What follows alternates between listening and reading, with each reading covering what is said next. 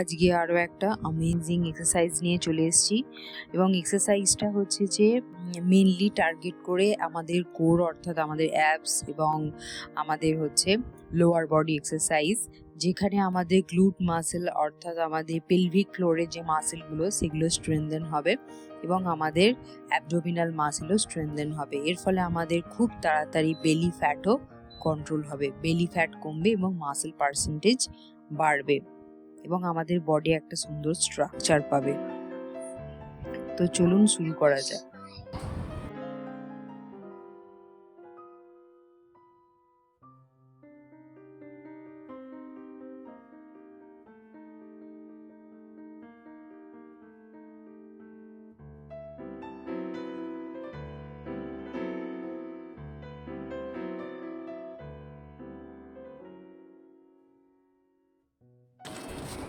যখন এই এক্সারসাইজটা করবেন অবশ্যই একটু কন্ট্রোল রেখে একটু স্লো মোশনে এক্সারসাইজটা করবেন।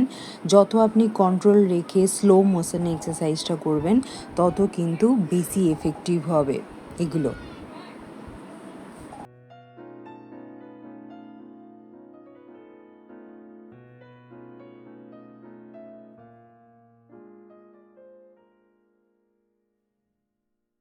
খুব বেশি এফোর্ট দেবেন না, যতটা নিজের মতো করে পারবেন, যতটা রিপিটেশন আপনি করতে পারবেন ততটাই করবেন। তো তাতে কি হবে, কোনো রকম ইনজুরি হওয়ার চান্স থাকবে না।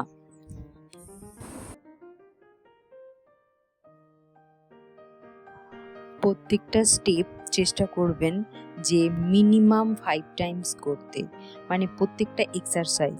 তাহলে কি হবে, 5 টাইমস প্রথমে মিনিমাম করবেন, তারপর আস্তে আস্তে ওটাকে বাড়াবেন। এবং যত আপনি ওয়ার্কআউট করতে করতে এক্সারসাইজ করতে করতে ধরুন 10 বার করবেন ভেবেছেন এবং 10 বার করতে গিয়ে শেষের 3টে করতে আপনার প্রচণ্ড এফোর্ট দিতে হচ্ছে। তো নিজের বশে নিজের অ্যাবিলিটি অনুযায়ী করবেন এবং ওই যে আপনি বাকি দুটো এফোর্ট দিয়ে করছেন ওটাই হচ্ছে আমাদের শরীরে দুর্দান্তভাবে কাজ হয়, আমাদের মাসেলকে বেশিভাবে স্ট্রেনথেন করে।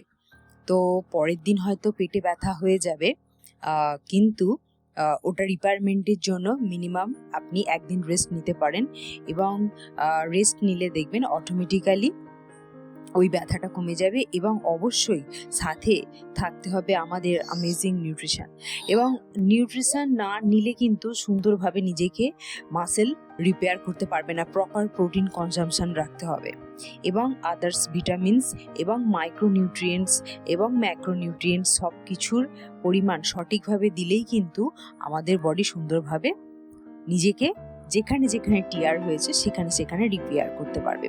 এবং যত ভাঙবে আবার গড়বে, আমাদের মাসেল ভাঙবে আবার গড়বে, এইভাবে গড়তে গড়তে আমাদের বডি একটা সুন্দর স্ট্রাকচার পায় এবং কোনো স্কিন স্যাগিং হয় না। স্পেশালি বেলি ফ্যাটে অনেক সময় কি হয়, ফ্যাট লস করার পরে আমাদের পেটটা অনেকটা ঝুলে যায় বা স্কিন অনেক স্যাগিং হয়ে যায়। তো এই যে ঝুলা ভাবটা হবে না, সেই টাইটনেসটা বজায় থাকবে। দুটো কারণেই এই টাইটনেস বজায় থাকে। এক নাম্বার হচ্ছে এই ধরনের এক্সারসাইজ, আর 2 নাম্বার হচ্ছে আমাদের সঠিকভাবে নিউট্রিশন নেওয়া। এক্সারসাইজ চুজ করাটাও একটা বিশাল বড় ফ্যাক্টর। আমি কি ধরনের এক্সারসাইজ করছি এবং এই এক্সারসাইজটা আমার বডির জন্য সঠিক কি না এটাও কিন্তু নিজেকে জানতে হবে। এবং এটার জন্য আমরা যদি একটুখানি স্টাডি করি আমরা নিজেরাই জানতে পারবো যে কোন এক্সারসাইজটা আমার বডির জন্য সঠিক।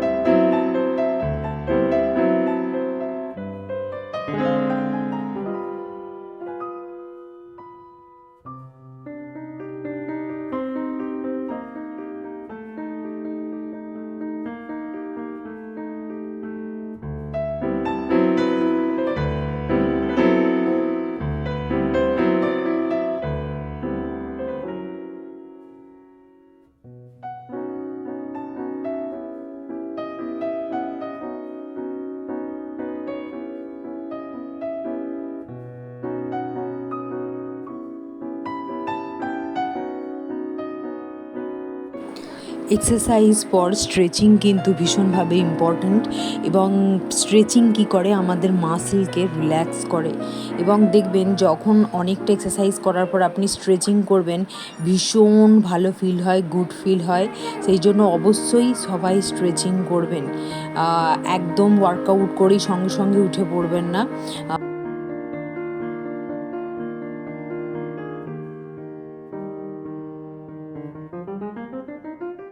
স্ট্রেচিং ভুলে গেলে হবে না, স্ট্রেচিংটা থাক পরে করবো এটা নয়, কিন্তু স্ট্রেচিং কিন্তু মাস্ট।